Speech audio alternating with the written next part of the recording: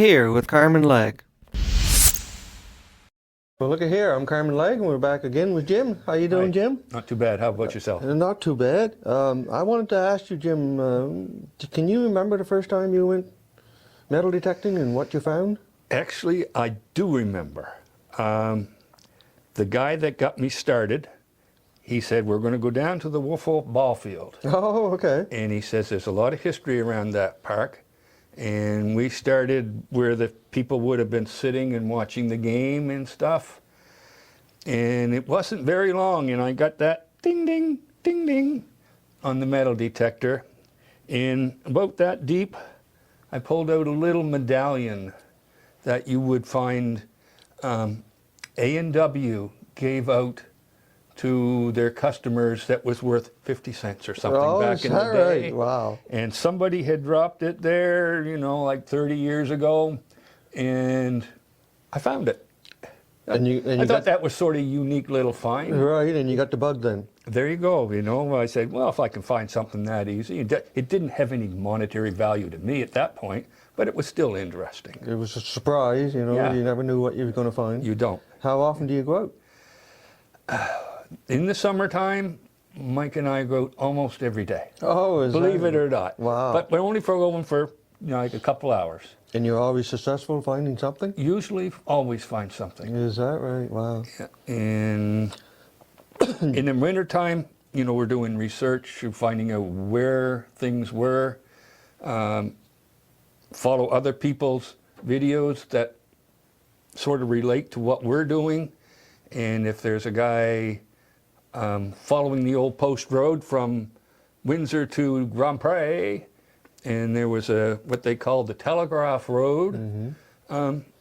It's interesting what he found along the way. Right.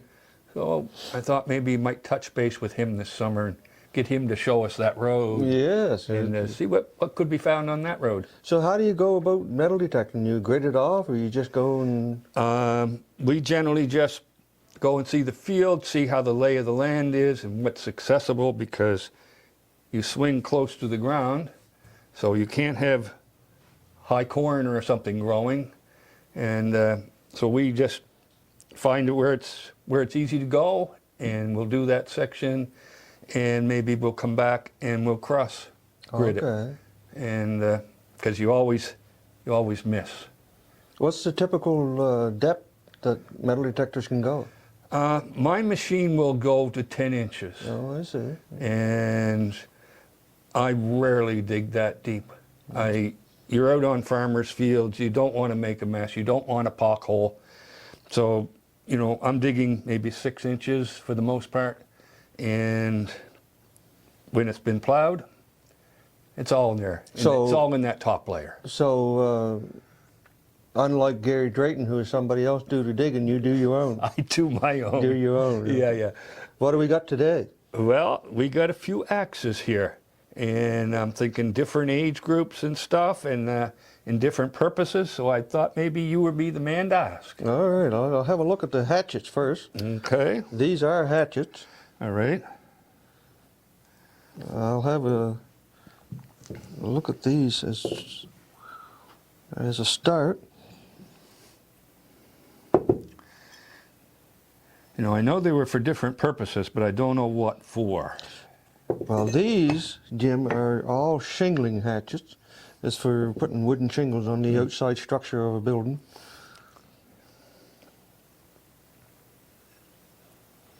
You can see some of the poles are 8-sided, Yes. very thin blades. Different time period. Different time periods. The older time periods tend to have the 8-sided poles. Oh, okay. Some of the earlier ones from these would have round poles. Earlier than that would have square poles. This one I can't really tell because it's encrusted so bad, Yeah. whether it's round or 8-sided. Some of them, like this one and this one, I can't determine whether it has a little notch into it. Mm-hmm. Like this one, yeah. you can see the little notch in there. So as you're shingling, oftentimes you have to hook the nail and bring it back and reposition it or whatever sort of thing. So that's what the notch is for. You'll notice that the notch is not tapered in such a way that you get under a head very easily. But that is for the nails that you don't drive in completely. If you drive them in, say, about a half an inch, you can still get under the nail and bring it back. And a lot of times when they shingle the building, they would take a strip of wood and nail it temporarily on the side of the building. Yes. Stand the shingles all on top of that straight piece of wood, nail those on, take that strip of wood off, and go up 4 or 5 inches and stick it again. So that's what the notch is for. Okay. Typical 1800 hatchets. Okay. Again, the 8-sided or the 6-sided poles indicate 1800s. If they're round, it would be before mid 1800s, and if it's square, you're going back to the 1600s. Okay. This is also a hatchet as well. Like these, are all very thin bladed, but this one has a straight top. Right. Any idea why it would have a straight top? No, but I'm sure you're going to tell me. Well, these are shingling hatchets for shingling the outside of a building. These is called lathe hatchet for doing lathe work. So you can imagine you're putting laths on the side of a room. Yep. And some of these are accordion laths, so you would split them and open them up to cover more room on the laths. When you're right up to the very top of the ceiling, a shingling hatchet won't work because you can't get the hammer to put the laths in the top, right? Right. But with a flat top one, the hammer will go right up to the very top of the ceiling or into the very corner of the wall. Put on your laths. It had a special purpose. It did, yes. And these tended to be a little slimmer, a little lighter, because instead of shingling, you were just putting up laths. So sometimes you would split the lath, you know, and so on. And it also had a little notch in there as well. Not all of them, but these ones did. These really thin lathe hatches are typical 1700s. Late 1700s, early 1800s. A lot of homes around here had laths. They still do have laths in the walls. So this is a lathing hatchet or a lathe hatchet. Yep. Over here we have a bunch of axes. Most of these are single bitted. You have one double bitted. Mm-hmm. And you can see that it's rounded off a little bit more on the one side than the other. That's because the handle was put on this way. And oftentimes they would miss. And every time they missed, they might hit a rock, a stump, pebbles, gravel, or whatever. It would wear off this end. We had an axe factory here in the local area called the Blinkhorn Axe Factory. Right. It was in Canning. How far away would Canning be from here? 15-minute drive. Something like that, yes. Yeah. He exported axes all over the world. This is a typical shape of a Blinkhorn axe. I can't say that this is a Blinkhorn for sure because it's very corroded, but all the axe manufacturers, or pretty well all of them, would stamp their logo or their name. Right into the metal. Right into the metal, yeah. The other fascinating thing about a double-bitted axe, people see this, they think it's a one-piece piece of iron or steel with a hole into it. Mm-hmm. But actually there's 5 pieces in there. Really? You have the centerpiece, which is just basically a piece of plate, iron or steel that's been folded over. So in the fold you have a hole. Mm-hmm. There's the hole for that. On the other side, with the openings on both sides, there's also holes as well. You can imagine like that. Inside the holes, they would have put a little chunk of scrap iron, typically 1/2 inch scrap iron. It would be 1.5 inches, we'll say, by 2.5. Yeah. So that goes inside the folds. On the outside, you have a piece of high carbon steel or high carbon iron, and that is welded on each side and flattened out into a bit. So you have 1, 2, 3, 4, 5 pieces into one double-bitted axe. That's amazing workmanship. It is, yes, because if you look at it, you can hardly see the seam going back on each side. Oftentimes, though, you will see that the chunks come out of the hard bit because they were a little too hard. Maybe in the wintertime they hit a frosty tree and it would take a chunk out of it. Mm-hmm. Sometimes the bit would separate from the main part of the iron. The reason being is because you wanted the bits to be hard, but you didn't want the whole thing to be hard because it would break, and also it would be very valuable if you made the whole thing out of hard carbon iron or steel. Right. Okay. The single-bitted axes were made from one piece and just simply folded together and welded. Then they would put a little piece of high carbon steel on the outside, so it has two pieces total.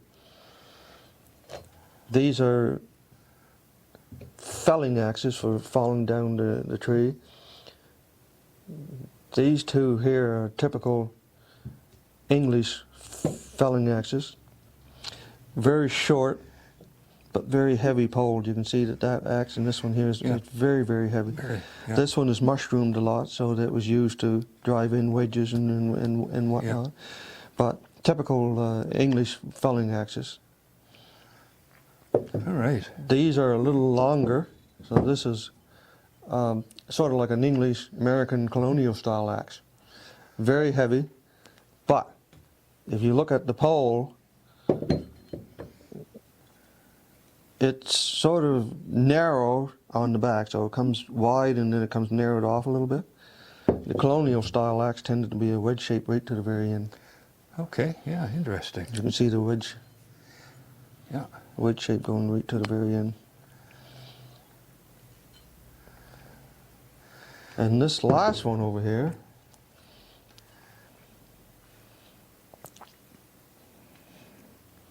it's a small axe, and I don't think this is a felling axe. I think this axe was used for hewing, shipbuilding, that sort of thing.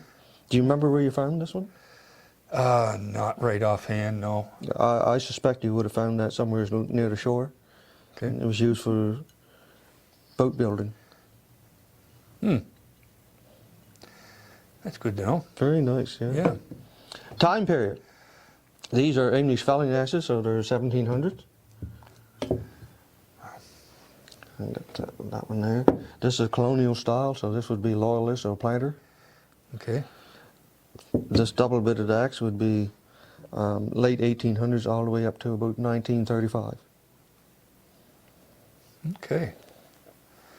It's amazing how they could,